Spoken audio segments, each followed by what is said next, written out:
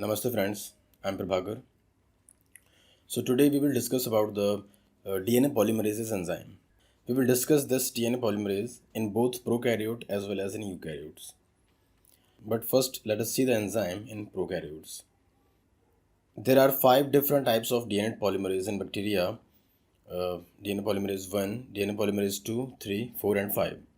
DNA polymerase 1 is encoded by Pol A gene in E. coli, whereas DNA polymerase 2 and 3 is coded by Pol B and C, while DIN-B and UMU-C codes for DNA polymerase 4 and 5 respectively. Friends, we know that bacterial and animal genes are written in small letters in italics, whereas plant genes are written in capital letter in italics. So first we will see the details of DNA polymerase 1. It is the first DNA polymerase that has been discovered, and it was discovered by Kornberg. That's why it is also known as Kornberg enzyme. It is a very large enzyme having 103 kilodalton or 103,000 dalton of molecular mass. Friends, do you know what is the molecular mass of most of the proteins present in living cells? If you do know, first pause this video and write your answer in the comment box. I will also provide the answer later in this video so you can verify your answer. So if we add any protease like trypsin, this DNA polymerase is cleaved into two fragments. The larger fragment is called Kleno fragment because this proteolytic cleavage experiment was performed by Kleno. Now coming to the most important part of the lecture, that is function of this DNA polymerase 1. Although Kornberg first found the 5' to 3' polymerase activity of DNA polymerase, Kleno suggested that this 5' to 3' polymerase activity is associated with larger fragment, that is Kleno fragment. I have already discussed the 5' to 3' polymerase activity of DNA polymerase in my previous lecture. Broadly speaking, the name polymerase in DNA polymerase is due to this activity. That is, it polymerizes the DNA having 3' OH group from 5' to 3' direction. During replication, this activity is called replicase. The second activity of Kleno fragment is 3' to 5' exonuclease or proofreading activity. I will make another video describing all these activities of DNA polymerase, but for now, 3' to 5' exonuclease activity is the removal of last nucleotide which was incorrectly polymerized by this enzyme. So it keeps a check on polymerase activity of DNA polymerase. So that's why it is also called as proofreading activity. The smaller subunit is extremely important because it makes the DNA polymerase 1 unique from all other DNA polymerases. It gives DNA polymerase 1 5' to 3' exonuclease activity, which is not present in any other DNA polymerase, whether it is found in prokaryote or in eukaryotes. As the name suggests, it removes nucleotide from 5' end of DNA. Together with RNase H, the 5' to 3' exonuclease activity helps in nick translation. We will discuss in detail about all these three activities of DNA polymerase and nick translation in separate videos. The major function of this Kleno fragment is in repair, and it also has minor role in replication as well, where it fills the gap created by removal of RNA primers. Together with RNase H, smaller subunit helps in RNA primer removal, because RNase H cannot remove the last ribonucleotide attached to DNA. That's where 5' to 3' exonuclease activity comes to play an important role. Now coming to the second enzyme, that is DNA polymerase 2.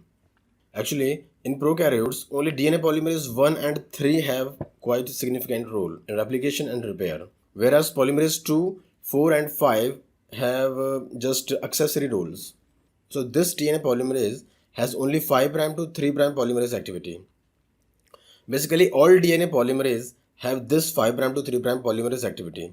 That's why their name is polymerase. We have to remember the additional activities of these polymerases, like proofreading and nick translation in DNA polymerase 1, etc. This DNA polymerase 2 helps in the restart of replication if it stops somewhere on DNA during replication.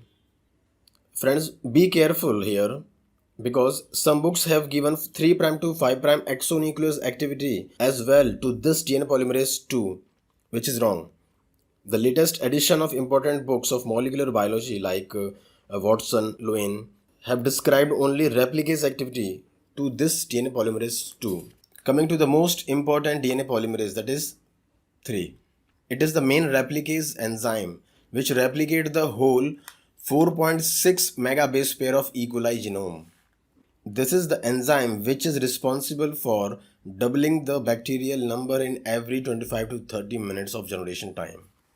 It has both 5' to 3' polymerase activity and 3' to 5' exonuclease activity.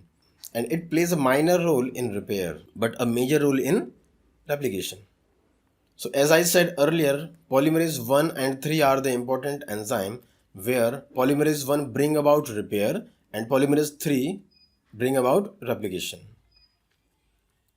So to replicate the whole genome of bacteria, polymerase 3 requires some additional factors and forms a very large macromolecular structure called holoenzyme. Can you see the molecular mass of this holoenzyme? 900 kilodalton. Do you remember the mass of DNA polymerase 1, which was 103 kilodalton? So just imagine how big is this replication complex is. I also asked you one question about the molecular mass of normal proteins in the cell. So the answer is 30 kilodalton in prokaryotic cell and 50 kilodalton in eukaryotic cell. So most of the common protein in bacteria are around 30 kilodalton and the common proteins in eukaryotes are around 50 kilodalton. So just imagine how big the average DNA polymerase is and how big this DNA polymerase 3 holoenzyme is. Anyways, this holoenzyme is composed of core enzyme having alpha, epsilon and theta subunits and accessory factors like beta, gamma, tau and others. We will discuss in other videos about the assembly of this holoenzyme and roles played by these different accessory factors. For example, beta subunit is a clamp which keeps the core enzyme on DNA and prevent its slippage. So it increases the processivity of DNA polymerase. Gamma is a clamp loader, whereas tau subunit is a dimerization subunit and helps to synthesize both leading as well as lagging strands simultaneously. Now the DNA polymerase 4 and 5 have quite a same function in translation synthesis of DNA during adverse condition of bacterial growth. We will also cover this in separate videos later. Coming to the types of DNA polymerase in eukaryotes. Eukaryotes as a complex organism have many types of DNA polymerases such as alpha, beta, gamma, delta, epsilon, etc. But the important ones are DNA polymerase alpha, which synthesize RNA primer during replication process. Friends, do you know why primers are in the form of RNA, not in the DNA form? Although in replication, we have to synthesize DNA but not RNA. And these RNA primers increase the complexity of replication process by an additional step of RNA primer removal. If you know the answer, pause the video and write your answer in the comment box. The answer is that the DNA-RNA interaction is stronger than DNA-DNA interaction. And we know that the length of primer is just 8 to 10 nucleotides. So if DNA primer is used, it may not bind to template DNA effectively, leading to the replication halt.